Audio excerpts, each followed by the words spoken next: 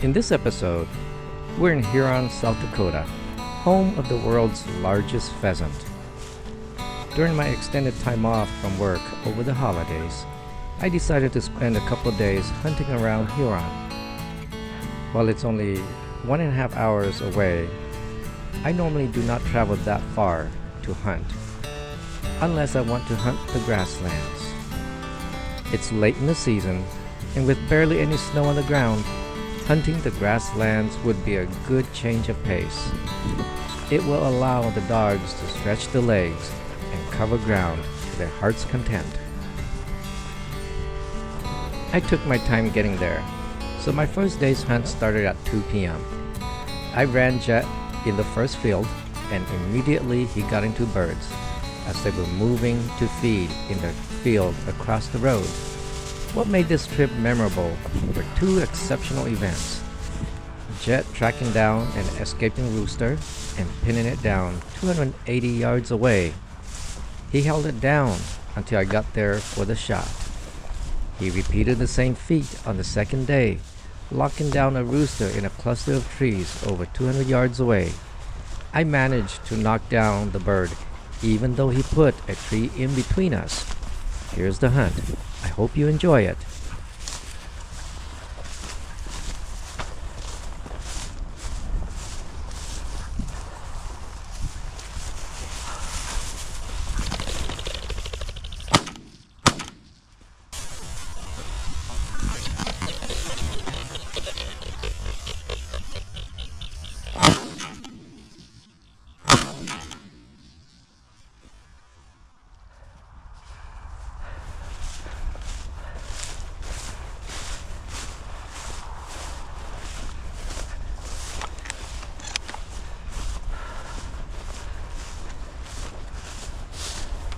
Good boy, fetch. Fetch here. Fetch here. Come. Don't tear it up. Jet. Do not tear it up. Don't tear it up. I told you not to tear it up.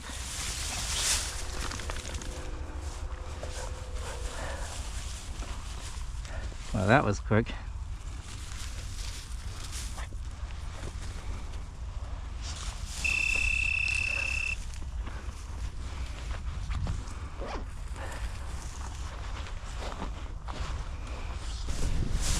Moments later, Jet was still too amped up and bumped this rooster just a bit beyond gun range. I took a couple stabs at it at 50 to 60 yards, but to no avail.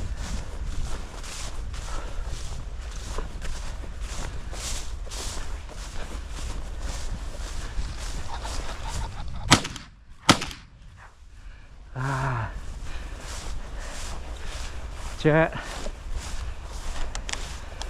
You messed up on that one, bud.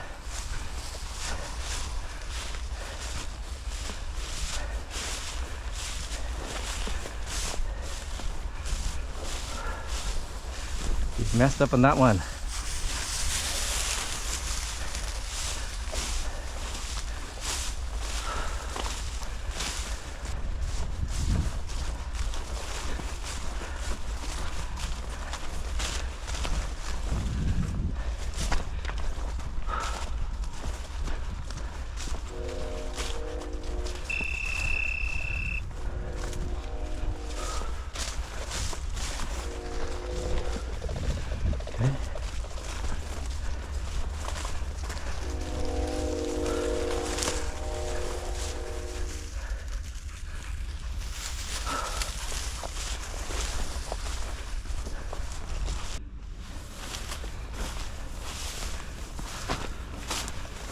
Come on.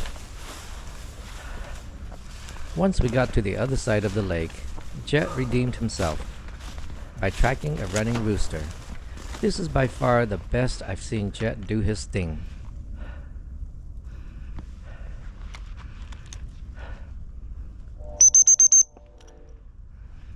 Where are you?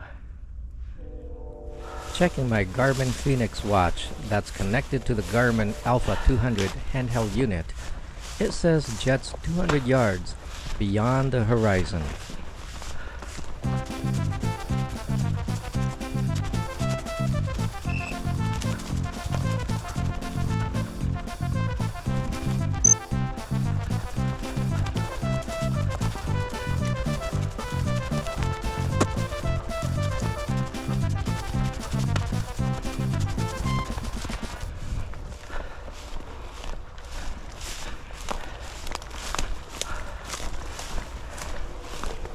Way over there.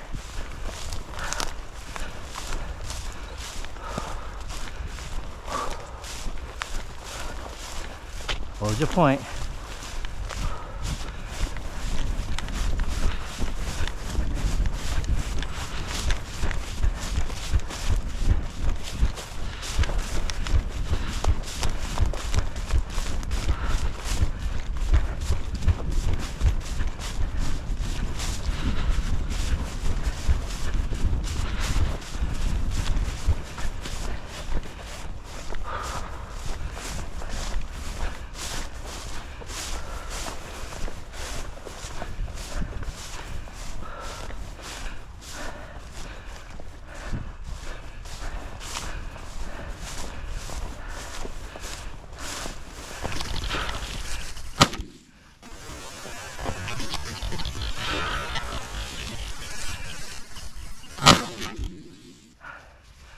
Good job, bud.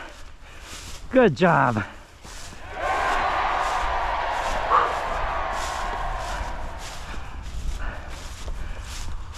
Fetch. Fetch air. Come on. Jet. Jet, fetch air. Come. Fetch. Come. Fetch air. Come on, bring her. Come on. Come. Come. Fetch. Fetch. Bring her. Fetch air. Good boy. Good boy. You nailed them, didn't you? Good job. Good job, bud. No? Oh, that's what it was.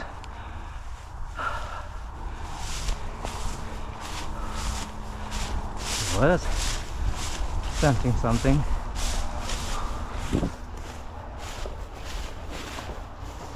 We were too deep into the grasslands, while the birds, well, they're all in the cornfields feeding. So we had no more bird contacts as we worked back to the truck. With an hour left, I went to a smaller field surrounded by plowed cornfields to give Loki a chance to run. I walked him along the edges, but surprisingly, we had only one bird contact. A rooster was on his way back from dinner to the nearby cattail to roost. Loki was hot on his trail, but got too close and bumped the bird. I emptied 3 shells, but only feathers fell. The camera ran out of battery right as Loki started tracking. So the next morning, I went to another large WMA and let Loki run first this time.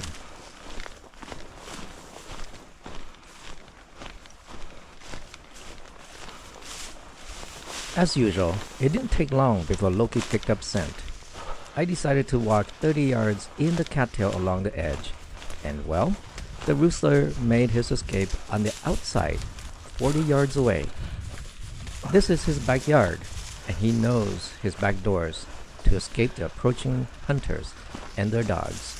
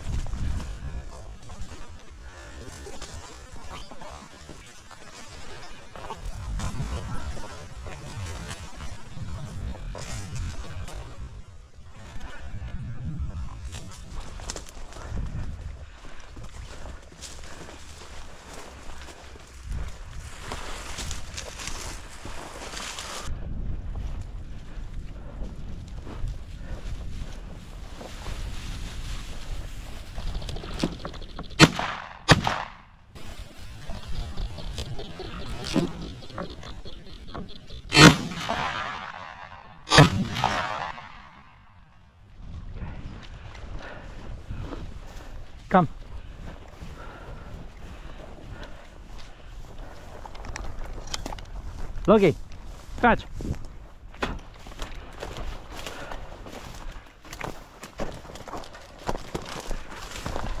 Fetch. Fetch a bird. Come on. Fetch a bird. Bring the bird. Bring the bird. Come on. Bring me the bird.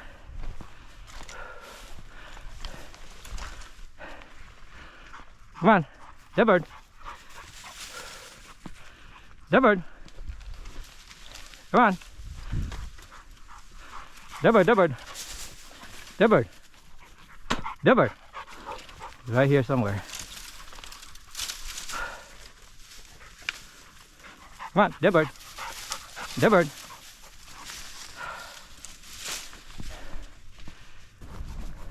I was sure this rooster was hit hard, but we were unable to recover the bird. This is Loki's first season, so he's still figuring out how to recover runners. We follow the tree line to the end, but no sign of it. This patch of phragmite was the last hope of hiding the runner. I was so focused on recovering the runner that this rooster surprised me when he flushed, and I ended up missing all 3 open shots.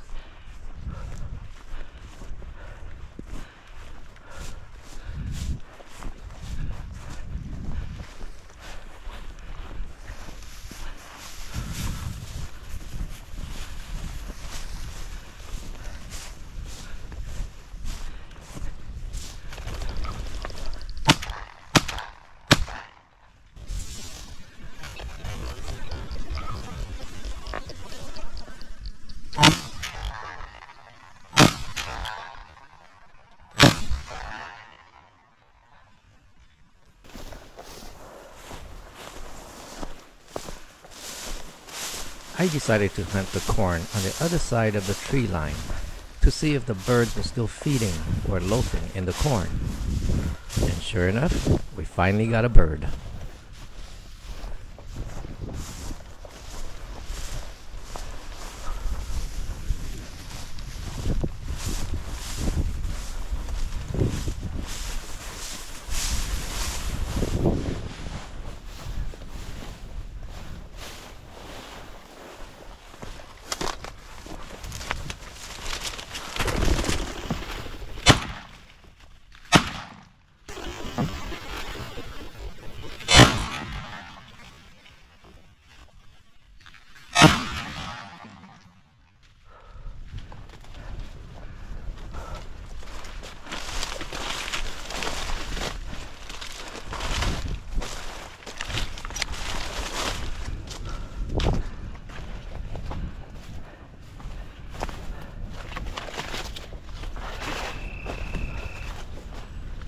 You got it.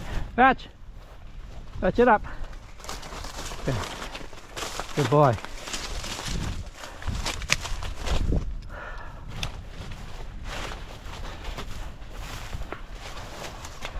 Good boy.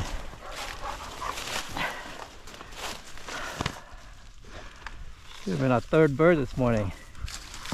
Oh well, longer to hunt. Something's going on with my shooting. I'm missing a lot of birds. Either I'm pulling the trigger too fast. Oh, come on.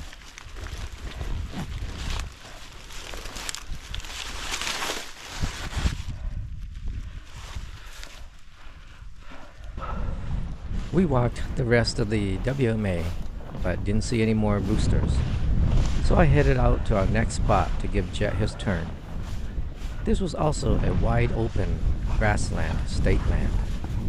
I hunted this WMA 3 years ago, and it had good bird numbers back then. However, today I saw very little signs of birds. In the plot of standing corn, there was an absence of bird tracks. So I just let Jet range out and do his thing. There were times his GPS color signal was out of range. But finally, I get a buzz notifying me that Jet was on point, some 200 yards away, over the horizon. Having reached the horizon, It was clear the bird had hunkered down in a distant patch of trees. Memories of speedy, ruffed grouse flushing in thick tree covers flashed before my eyes, and the only thought I had to prepare me for those shots were, just shoot the bird, and the trees will get out of the way. And so I did. And guess what? The tree got out of the way, and the bird went down.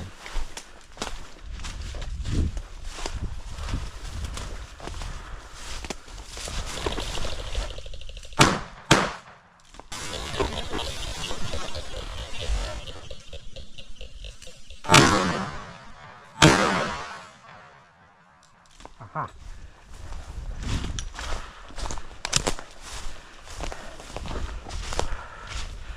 There's a slither opening. Aha.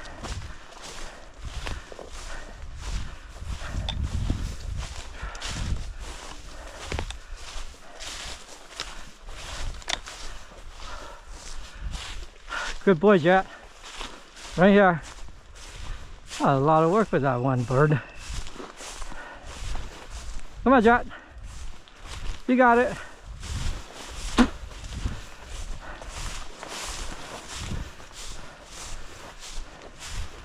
Come, Jet. Where are you? Jet, come on. Don't tear it up. Bring it here. Fetch, fetch. Come on. Good boy. Good boy.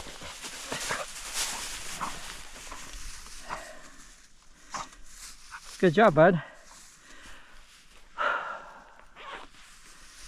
That was a lot of work for this guy.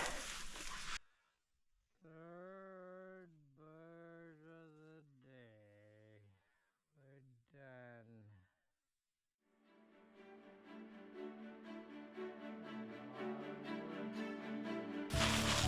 Ken understand where's all the birds. This is the only bird removed in this big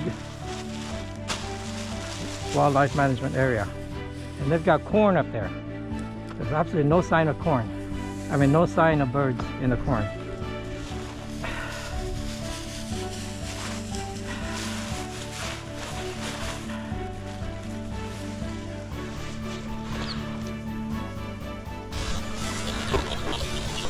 That bird put that tree right in between us.